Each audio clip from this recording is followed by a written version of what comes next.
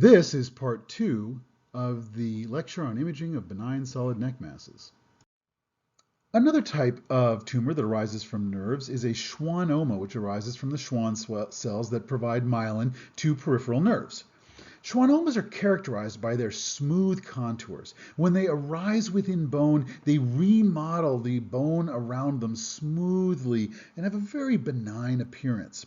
Once schwannomas reach a size of about 1 centimeter, they usually have a heterogeneous enhancement pattern with areas of non-enhancement and areas of enhancement. This heterogeneous enhancement is a critical imaging finding that helps us to definitively identify schwannomas. Schwannomas also occur in predictable locations along peripheral nerves. They have a very low rate of malignant transformation. The key to recognizing malignant transformation is a sudden change in their rate of growth when they suddenly start to have rapid growth. Schwannomas in the neck most commonly arise from the vagus nerve or the cervical sympathetic chain, and sometimes from the brachial plexus. Certainly, they can arise from a variety of unnamed peripheral nerves throughout the neck, but those are the big three. When a schwannoma arises from the vagus nerve, it does the same thing to surrounding structures that those glomus vagali tumors did. It elevates the internal and external carotid branches anteriorly, and it elevates the jugular vein anteriorly and a bit laterally, and splays the venous structure away from the arterial structure. The key to recognizing the diagnosis here is to note that the schwannoma has a more heterogeneous enhancement pattern with areas of poor enhancement that doesn't happen in paragangliomas. Remember, paragangliomas have an extremely vascular pattern.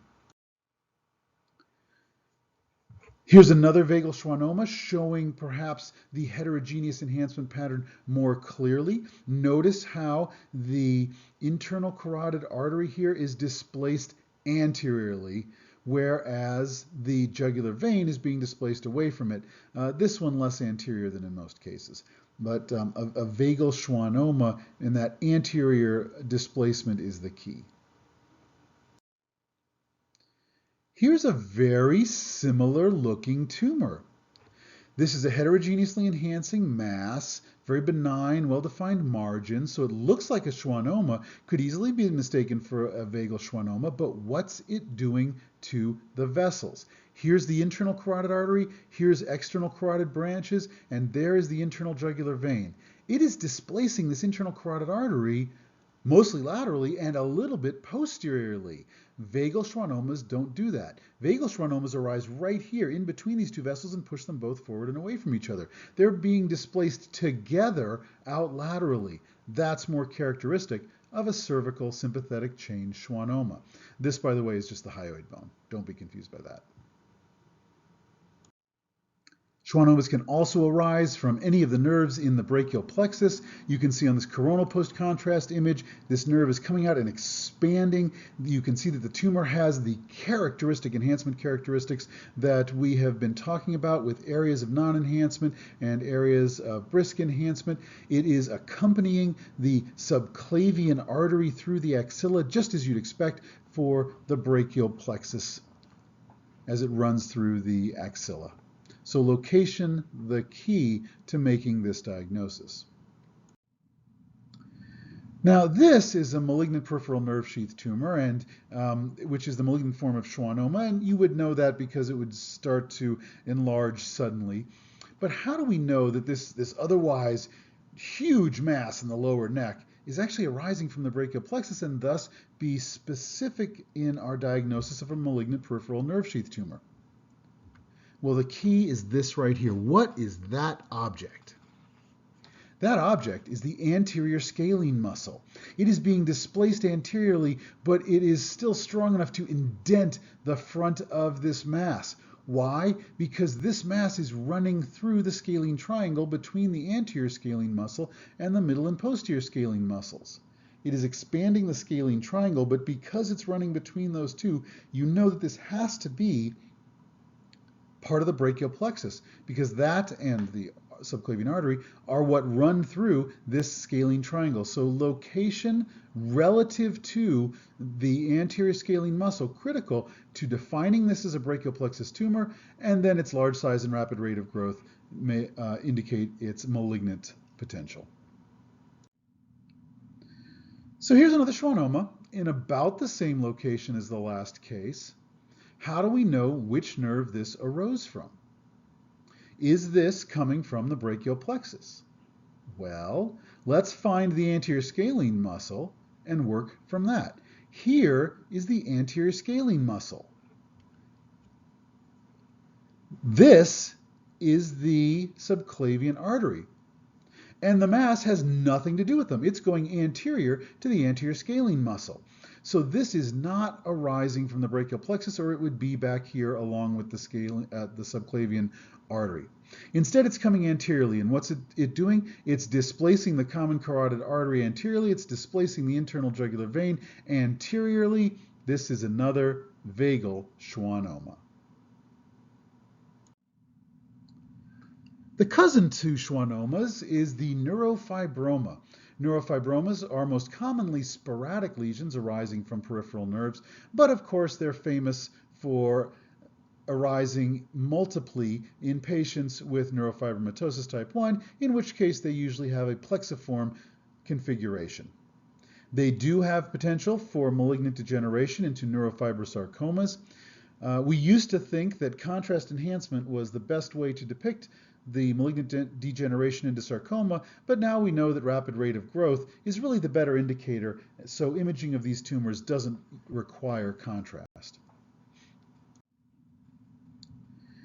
Here's an example of a plexiform neurofibroma in the case. It looks like a million tiny dots. These are, of course, the nerves being cut in cross-section. These are actually long, thin objects cut in cross-section, and all of the branches of these nerves in the face, probably branches of the trigeminal nerve, are completely filled and enlarged by the tumor. In patients with neurofibromatosis, the coronal T2-weighted images are often the best way to appreciate all of the segmental nerves, because they often all have neurofibromas. Interestingly, this works really well with NF2 as well, in which case they're usually schwannomas. This particular neurofibroma has enlarged a lot since the last examination, and this is a neurofibrosarcoma in a patient with NF1. Now that we've talked about lesions that arise from nerves, let's talk about lesions that arise from, or usually within, muscles. The muscles that can undergo hypertrophy in the head and neck include the Masseter muscle in the cheek, the Levator scapulae muscle, the Levator claviculae muscle, which only is present in about 2% of people, the anterior digastric muscle, and the inferior capitus obliquus muscle, which is famous for being asymmetrically bright on PET imaging. I had an example of masseter hypertrophy, and I showed it to my friend Jyoti Kumar, and she said, I got a much better example of that. And so I'm stealing her example and showing it to you. Look at the asymmetry here in the masseter muscles. This one is much larger than its counterpart. This is usually a problem with bruxism or some other asymmetry in utilization that causes one set of muscles to enlarge greater than the other. This is as opposed to having denervation atrophy of one side, but you can see that this is really a reasonably sized masseter. The problem here is that this one is too large.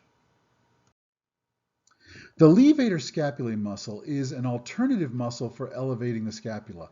Obviously, the trapezius muscle takes on the majority of that role, but in situations where the trapezius muscle has atrophied, usually because of sacrifice of the 11th cranial nerve, the levator scapulae takes on the role and hypertrophies so that it can raise the shoulder.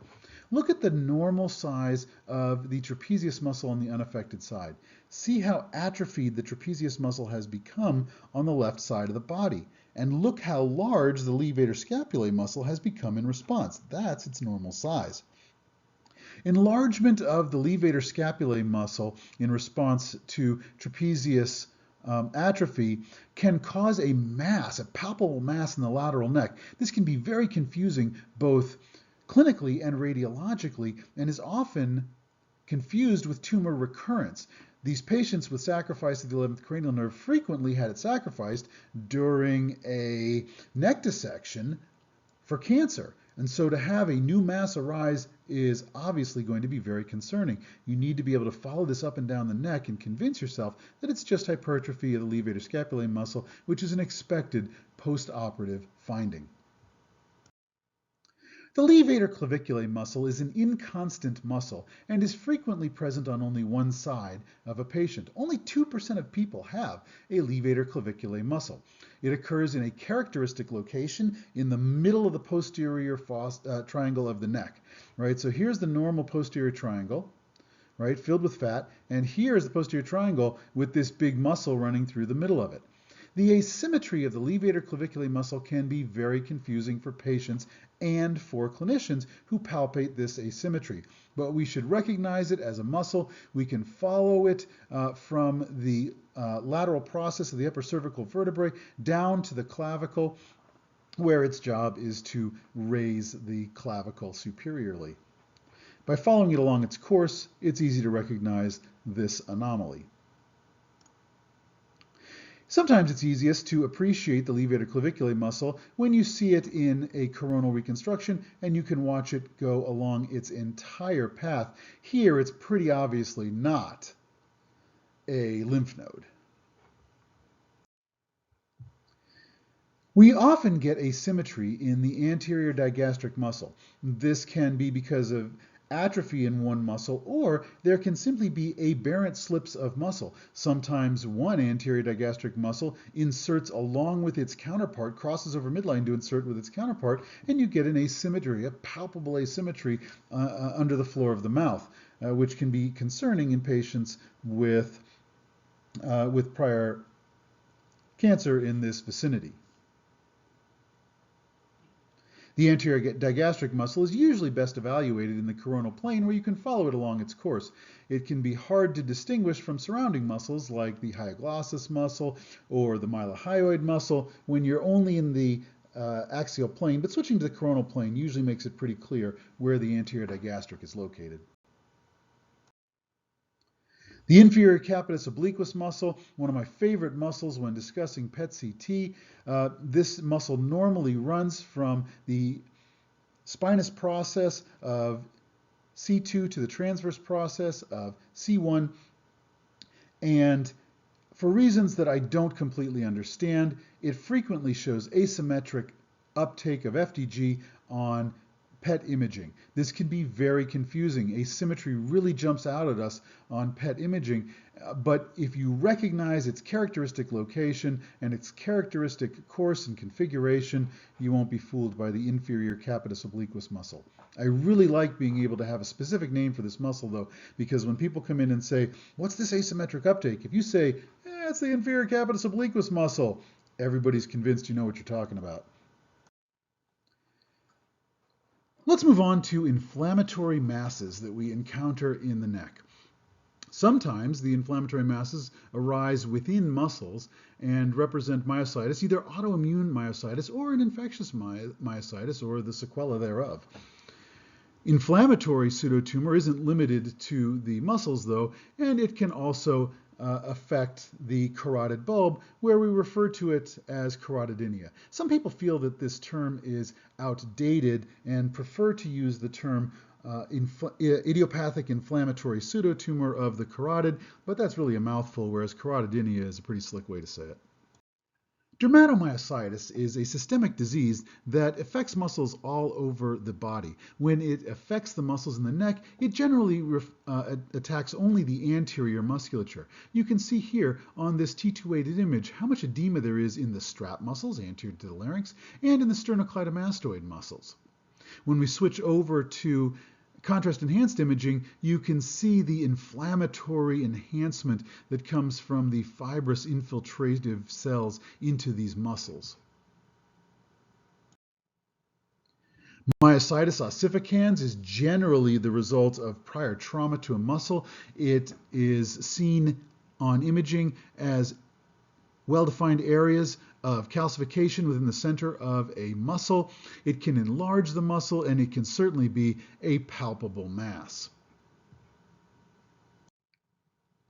Carotidynia is an autoimmune inflammatory disease affecting the carotid bulb and the area surrounding the carotid bifurcation. It appears as a disruption of the normal fat planes that surround the carotid bifurcation. If we look at the normal side here, we see very clear fat planes surrounding the carotid bifurcation. But on the affected side, the inflammatory cellulitis fills in all the fat planes around the carotid bulb. This is the classic finding of carotidynia, or idiopathic inflammatory carotid pseudotumor. This is a painful lesion. These patients present with neck pain, and they are tender to palpation over the carotid bifurcation. So when you hear that history of tenderness in the vicinity of the carotid artery, that's when to really look for these findings of carotidynia. This is the end of part 2 of the lecture on imaging of benign solid neck masses.